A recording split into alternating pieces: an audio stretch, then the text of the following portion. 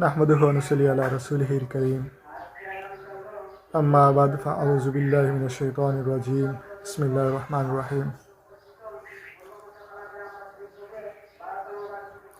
আজ তাবলিগ জামাতের একটি ইন্টারেস্টিং এবং শিক্ষণীয় একটা বিষয়, একটি গল্প আপনাদের সাথে শেয়ার করতে যাচ্ছি।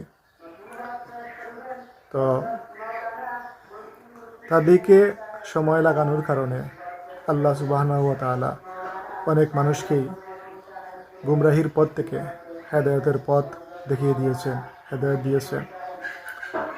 তো এরকম আসলে অসংখ্য কারগুজারি আছে। তো সেই সবের ভিতর থেকে একটা ইন্টারেস্টিং কারগুজারি আপনাদেরকে শোনাচ্ছি।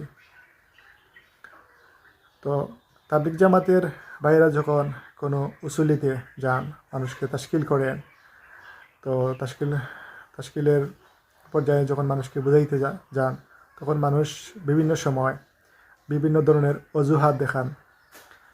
তো একদিন এক ভাইকে তাবলিগের ভাইয়েরা তাশকিল করার জন্য গেছে। তখন তাশকিল করতেছেন, ভাই আপনি আল্লাহর রাস্তায় ভারণ, অনেক ফায়দা হবে। এই ফায়দার বিভিন্ন বিষয় এসে ওনার সামনে পেশ করতেছেন, আর উনি বিভিন্ন অজুহাত দেখাইতেছেন। তো ভিতর থেকে ওনার ওয়াইফ সবগুলা কথা শুনতেছিলেন।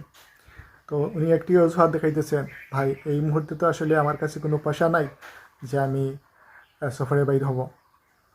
তো ওনার ওয়াইফ ভিতর থেকে বলতেছেন, পয়সার চিন্তা করো না, পয়সা আমার কাছে আছে, আমি ব্যবস্থা করব।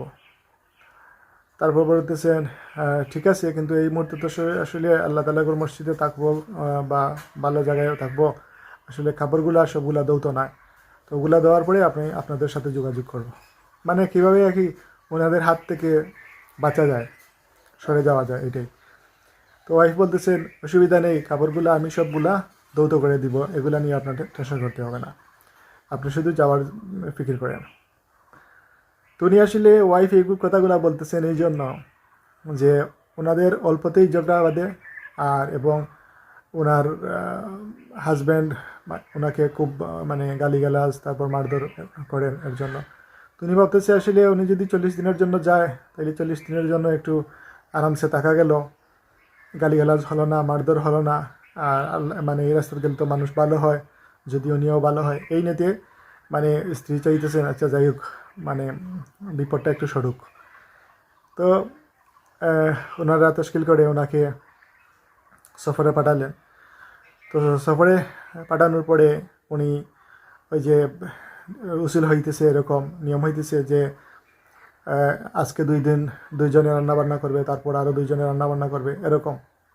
তো ওনার যেদিন ওনার রান্না করার মানে দিন এসেছে, উনি রান্নাবান্না করতেছে। তো রান্নাবান্না করার এক ফাঁকে ওনাদের দুজনই নতুনভাবে রান্না করতেছে।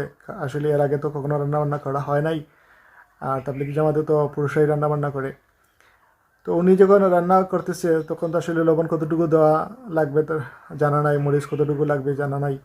তো আসলে তরকারিটা সুবিধাজনক হয় নাই, লবণও বেশি হয়ে গেছে, মজাও হয় নাই। তো জামাতের যারা ছিল সবাই বলতেছে আলহামদুলিল্লাহ ভালো হয়েছে, ওনার সবাই খাইতেছে। কারণ হইতেছে আসলে ওই যে আল্লাহ রাসূল সাল্লাল্লাহু আলাইহি ওয়াসাল্লাম বলেছেন, খানিতে কোনো ধরনের আইব ধরতে নেই। তো আসলে দোষ হলে দোষ বলা যাবে না, তোমার তকদিরে যা আছে, রিজিকে যা আছে তাই হবে। তো এরকম সবাই সবুর করে ধৈর্য ধরে খাইতেছে, আর উনিও বলতেছে আলহামদুলিল্লাহ, তাহলে তো আমার অনেক ভালো রান্না হয়েছে। যখন উনি খানা খাইতে বসছে, তো তাবলিগ জামাতের আরেকটি উসুল হইতেছে যে মানে যাদের খেদমত থাকে ওরা মানে সবার লাস্টে খাবে, সবাইকে খাওয়ানোর পরে ওনারা খাবে। তো ওনারা যখন মানে খানা খাওয়ার জন্য বসছেন, তখন বসার পরে দেখতেছি আসলে তো তরকারি মজা হয় নাই, লবণও অনেক হয়ে গেছে। তখন উনি খুব কান্না শুরু করছে। তো জামাতের যারা ছিল সবাই ওনাকে বোঝাইতেছে, অসুবিধা নেই, তো প্রথম রান্না করছেন, পরের দিন ঠিক হয়ে যাবে। তো জামাতের যে মাদ্রাসাতে উনিও বলতেছে ঠিক হয়ে যাবে, আপনি এটা নিয়ে চিন্তা করেন না। তো এরপরে কিন্তু উনি খুব কান্না করতেছে। সবাই ভাবতেছে আসলে আপনি এত কান্না করতেছেন কেন। তো সাথে যে খানিতে বসেছিল উনি বলতেছে যে আপনি আসলে এত কান্না করতেছেন, আপনি মানে খুব জোরে কান্না করতেছেন, বিষয়টা কি? উনি বলতেছে আসলে ভাই, আমি আসলে আজকের এই যে খানা মজা হয় নাই, আমি এর জন্য মানে কান্না করতেছি না, আমি কান্না করতেছি এই জন্য যে আসলে আমার ওয়াইফ আমাকে যখন রান্না করে দিত তখন একটু যদি লবণ কম হইতো তখন আমি ওনাকে গালিগালাজ করতাম, মারধর করতাম। তারপর খানা যখন ঠান্ডা হয়ে যেত, তারপর আমি যখন মানে ক্ষেতের কাজে যাইতাম, আমার জন্য যখন খানা নিয়ে যাওয়া হতো, তখন যখন একটু লেট হয়ে যেত তখন আমি ওনাকে খুব গালিগালাজ করছি, মারধর করছি। আমি আসলে ওনার সাথে যে জুলুম করছি, অন্যায় করছি, আমি ওটা ভেবে কান্না করতেছি যে সেটা আমার আসলে ঠিক হয় নাই। আমি এটা তো উনি এভাবে 40 দিন সময় লাগানোর পরে অনেকগুলা শিখছেন। তো শেখার পরে যখন বাড়িতে আসছেন, তো আসার পরে প্রথমে উনি বাড়ি থেকে সালাম দিছেন, বলতেছেন আসসালামু আলাইকুম আসসালামু আলাইকুম ইয়া আহলাল বাইত। তো উনি বাড়ি থেকে সালাম করছেন। তো ঘরে ঢুকছেন। তো ঢুকার পরে ওয়াইফ ভিতর থেকে যখন ওনার স্বামীর কণ্ঠ শুনছেন তখন উনি চিন্তা করতেছেন যে বিষয় মানে ব্যাপারটা কি, যে উনি আসলে আমাকে সালাম করতেছে, তাইলে মানে অনেক অনেক মানে উনি অনেক কষ্ট পাইছে, সফরে অনেক কষ্ট পাইছে, আর এর জন্য তো আমার সালাম করতেছে। আমার কি হবে আল্লাহ জানে, কারণ উনি তো কখনো স্ত্রীকে সালাম করে নাই। তো যখন উনি ঘরে ঢুকলো, উনি বলতেছে আপনি বসেন, আমি আপনার কাপড় চোপড় যেগুলো মানে ময়লা হয়েছে ওগুলা ধুয়ে নিয়ে আসতেছি, আপনি গিয়ে হন ফ্রেশ হন।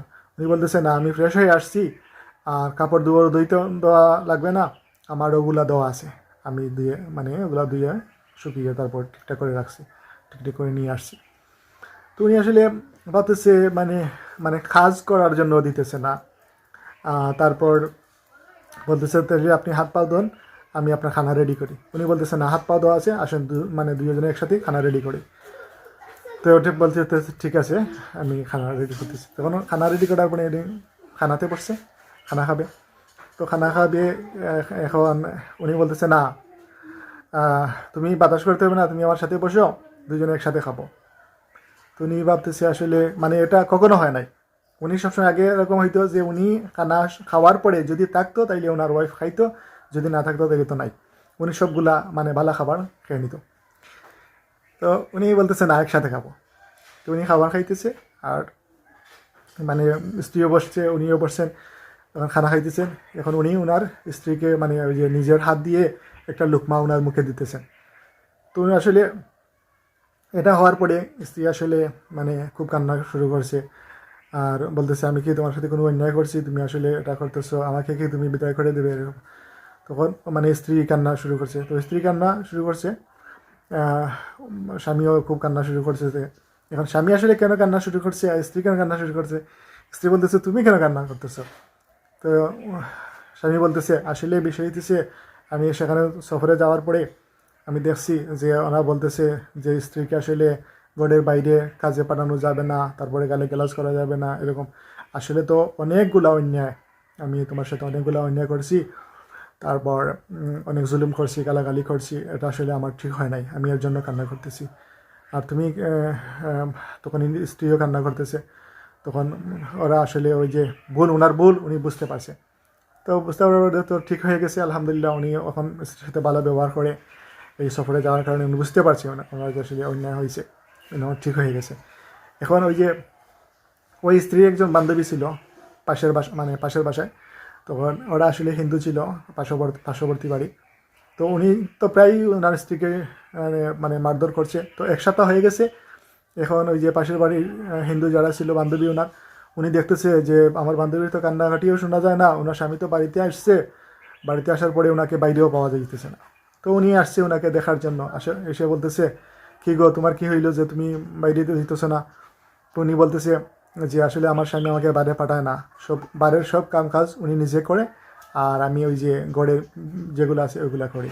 এবং আমি মানে উনি সময় মানে আগে তো উনি সব সময় ভালো ভালো খাবার উনি খাইতো, এখন উনি আমাকে মানে আমাকেও খাওয়ায়, উনিও খায়, আর একসাথে বসে খায়। এবং আমার অনেকগুলা কাজ, গড়ের ভিতরে অনেকগুলা কাজ উনি আমাকে সহযোগিতা করে। তো বলতেছে মানে এটা কিভাবে হইলো। উনি বলতেছে যে আমি আমার স্বামীকে চিল্লায় পাঠাইছিলাম। তো ওটা শুনে স্ত্রী তো এই বান্ধবীতে চলে গেছে।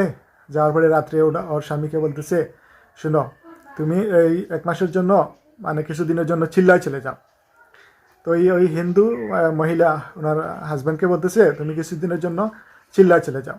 তো উনি বলতেছে চিল্লা কি জিনিস তুমি কি জানো। উনি বলতেছে না আমি জানি না। আর আমি এটা যেটা জানতেও চাই না, আমি শুধু জানতে চাই যে তুমি চিল্লায় যাবে কিনা।